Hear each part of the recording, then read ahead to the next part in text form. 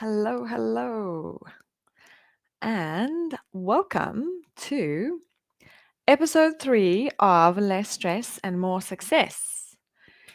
Today, we are going to be speaking about your only job if you want to achieve any goal. Do you know what that is? So, I wanted to let you know that if you're currently watching live, did you know that you can also find me on podcast? So sometimes you might enjoy listening to podcasts. I love listening to podcasts when I'm driving or when I'm getting ready in the mornings or folding laundry. It's the best time. So head on over to Apple Podcasts or Spotify or Amazon Podcasts and you can listen to these on podcast. And if you're listening to this on podcast and want to watch one of these episodes from time to time or see my amazing happy face, then just head over to my website, theresereichenberg.com/3 or / the number of the episode to get all of the videos and podcasts and show notes. You can also watch me live on Facebook and YouTube every Thursday at 10 a.m. British Standard Time. And that is Therese Reichenberg, Strategy Coach. Just search for me there and you'll be able to watch me live. Ta-da! Okay, so in this episode, we're going to be chatting about your only job if you want to achieve any goal. And this is such a great, juicy, jam-packed episode, if I do say so myself. So if you're watching, just let me know that you're watching. And yeah, I mean, there's lots to get through. So let's get to this. So when I say this is the one thing that you need, your only job, if you want to achieve any goal, this isn't just applicable to any goal, it's applicable to anything. You're only a job if you want to do anything, if you want to be anything, if you want to have anything. There is only one thing that you need to focus on. There's a great book by Gary Keller and Jay Papasan called The One Thing, where they speak about how important it is to focus on just one thing at a time, because it's so much easier if you have to focus on just one thing, right? So much easier. You don't have all these other things floating around. So I'm going to share with you the one thing that you need to focus on to have anything that you want. In fact, it should be just the one thing that you focus on, period. Just one thing in the whole world. This is just actually just the one thing that everybody should be focusing on all the time and nothing else. Just this one thing. Because so often we think that in order for us to succeed in life or progress, we need things, other things to help us. We think we need resources like money and time. We think that we need skills and capabilities. So we head off to university or we take lots of courses because we think that that's what's going to make us successful. We think that we need support of the people around us. So we're always waiting for other people to believe in us or to give us a lucky break or something along those lines. But there is actually just one thing that we need. And if you focus on this one thing, all of those other things like resources and skills and support will be a natural byproduct. They will be inevitable. It will just happen naturally. So here is the one thing. Are you listening? Are you ready? It's self-belief. That's all you need to succeed at anything. So let's look at what self-belief means. There's a dictionary definition, and it says self-belief is confidence in your own abilities and judgment. But I want to expand on that definition because very often we think that self-belief and confidence in ourselves is based on what we've done in the past. That we have confidence because we know that we can do something because we have done it before. And maybe, let's say, for instance, you're really good at running. So you have confidence in yourself that you can run a marathon. But for someone like me, I'm not very good at running. I'm very slow and I'm just not really good at running. So I don't have confidence based on my past experience that I'll be able to run a marathon. I mean, the furthest I've ever run is 10 kilometers. But I have, and I'm not sure people would consider that running. I think they would consider that jogging. But I have the self belief that if I put my mind to it and I trained, I would for sure be able to run a marathon. 100% without a doubt. I have that self belief. So, self belief isn't about our past achievements, it extends much further than that. It's the belief that we can do anything we set our minds to. And it's about the future. It's about our future goals, what we want to do, the belief that we can do those things, that we can go after and achieve our goals because we know we won't quit until we do.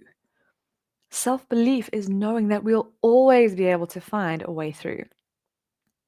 And self belief doesn't allow for quitting or giving up or thinking there's something wrong with me, therefore I'll never reach my dreams. Self belief isn't about excuses either.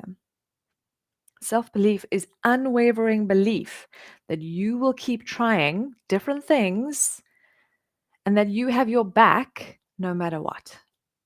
And that if you do fail, you're not going to beat yourself up or judge yourself. You're just going to pick yourself back up and try again. You're going to find another way. You're going to try something else. Self belief is also what we need to allow ourselves to fail. So many of us are afraid of failure or rejection, and we allow ourselves to quit after the first failure or the first setback, or sometimes even the fifth. Maybe you've done 10 failures. Maybe you're quitting after that. But if you have 100% belief in yourself, then failure is okay. 100 failures and setbacks are also okay because you'll still continue to believe in yourself no matter what. You know some of these stories, right? But I want to share them with you again, just to remind you. Howard Schultz, founder of Starbucks, he went to 242 banks for a loan before getting one. Walt Disney, he also was looking for a loan and he was rejected 300 times. J.K. Rowling received 12 rejection letters and one telling her not to give up her day job. Colonel Sanders of KFC, his initial recipes were rejected 1,009 times. 1,009 times. Jack Ma, the richest man in Asia and the founder of Alibaba, was rejected from 30 jobs after college.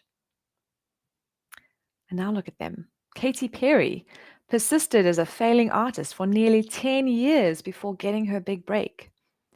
All of them had unwavering self-belief. They knew that they could handle failure and rejection, and they continued in spite of it. So I want you to ask yourself, in relation to the dreams and the goals that you have for yourself right now, how long are you willing to stick at it? How much failure are you willing to endure to get there? And on a scale of 1 to 10, how much do you believe in yourself that you can do it? And if it's not a 10, what needs to change in the way that you think about yourself to get there? What needs to change in the way that you think about yourself to get there? Because remember, what we think about ourselves is just a choice. You can choose what you want to think about yourself. There's no rules. So I say this as well because self-belief is not about, it's not all about you and what you believe in yourself. I mean, it is all actually about you and what you believe in yourself. What am I saying? It is about you and what you believe in yourself, but it has nothing to do with other people's opinion about you. That's irrelevant. For instance, those 12 publishers didn't believe that J.K. Rowling didn't believe in J.K. Rowling, but that didn't matter because it was about what she believed in herself. She knew that eventually she's going to get a yes, and she's just going to keep trying until she does. And she did. Amazing. So what do you need to believe in yourself to keep going no matter what? And one of the beliefs that I want to offer you is that you can handle any failure.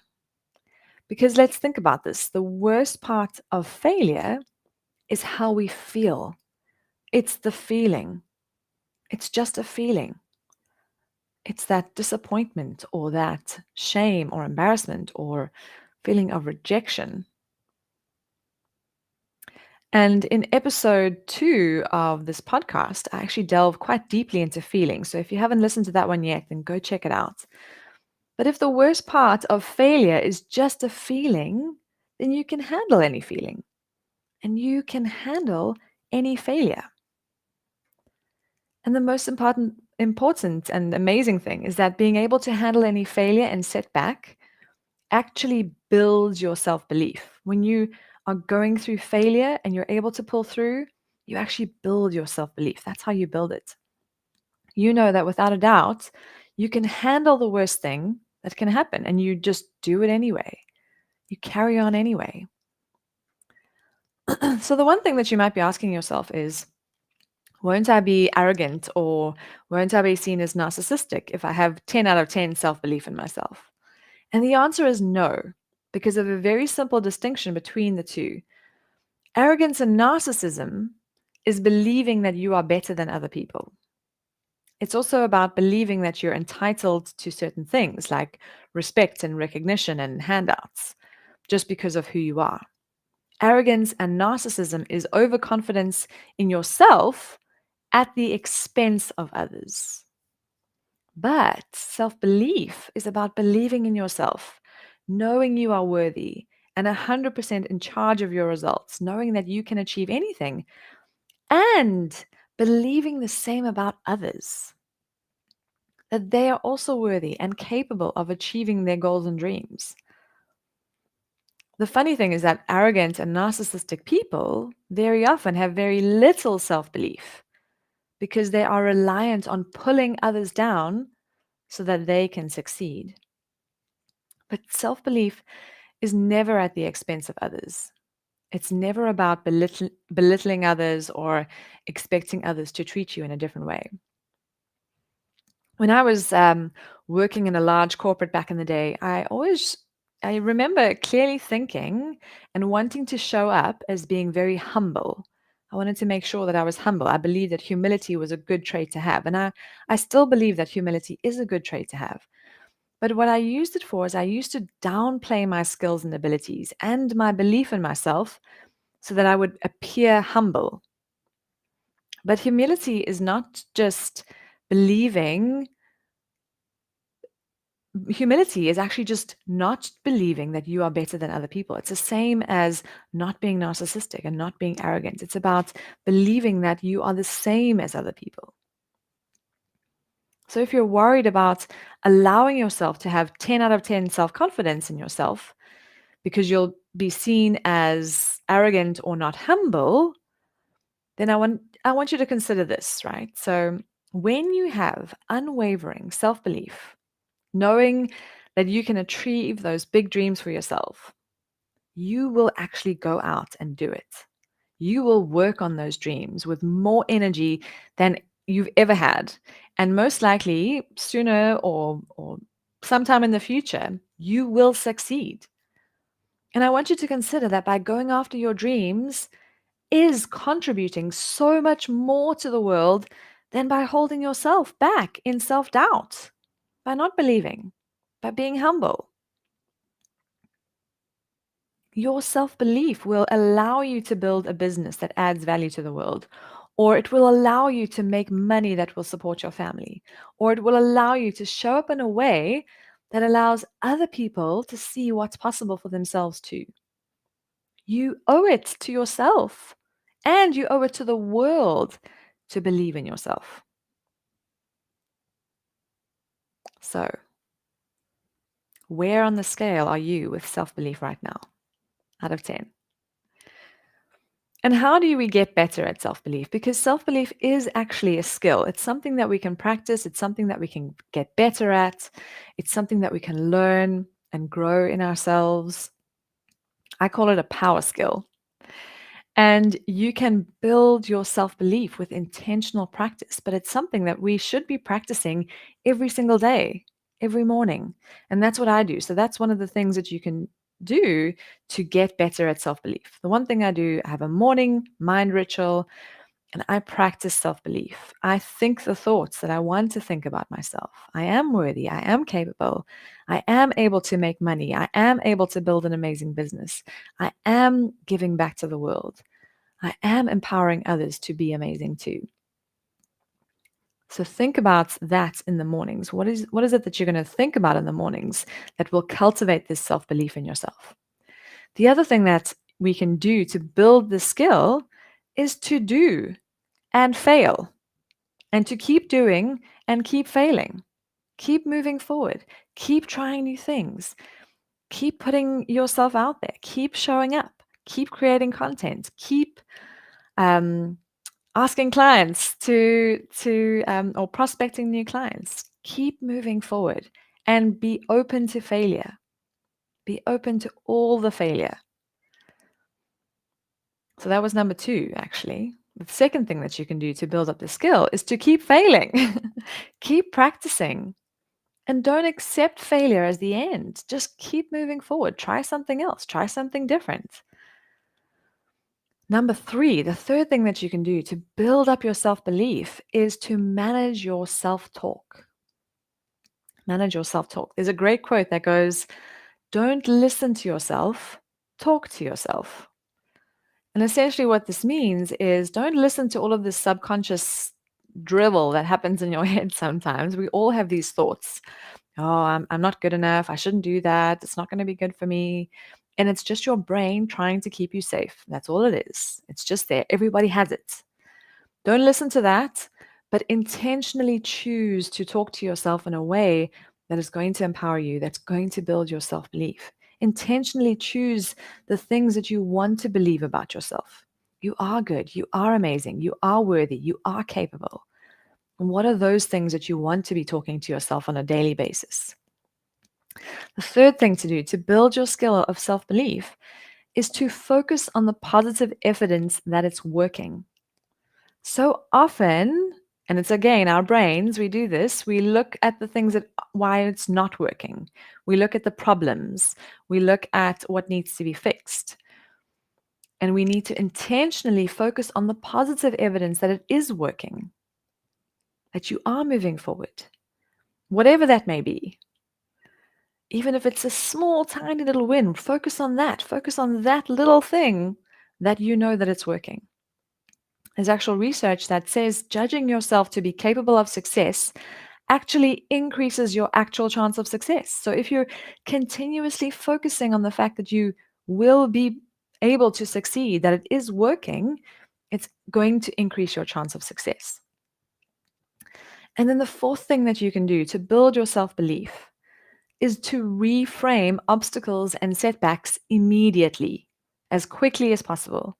So if you fail, or if you put something out into the world and it's crickets, nobody listens to your podcast, or nobody likes your social post, or nobody takes your new offer, or nobody likes your new idea that you're presenting, or nobody claps when you do a big presentation.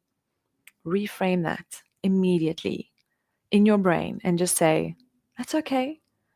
That's just a small setback, or what can I learn from this? This is a great learning opportunity for me. Or they didn't like that one, but they're going to love the next one. They're going to love the next one. Reframe those failures or those obstacles and setbacks immediately and turn them into opportunities instead of failures, instead of obstacles. So your only job, if you want to achieve any goal, is to believe in yourself. Self-doubt is not an option. It's not an option. And it's not even necessary. Why is it necessary? Why would it ever be necessary? Self-doubt is just our brain's way of keeping us safe, and it's not needed, but we can intentionally practice self-belief. We can intentionally believe in ourselves every single day, because that's what will allow us to have our goals and dreams and keep moving forward. And it's so much more fun when you believe in yourself. There's a lot less struggle and a lot less pain when you believe in yourself.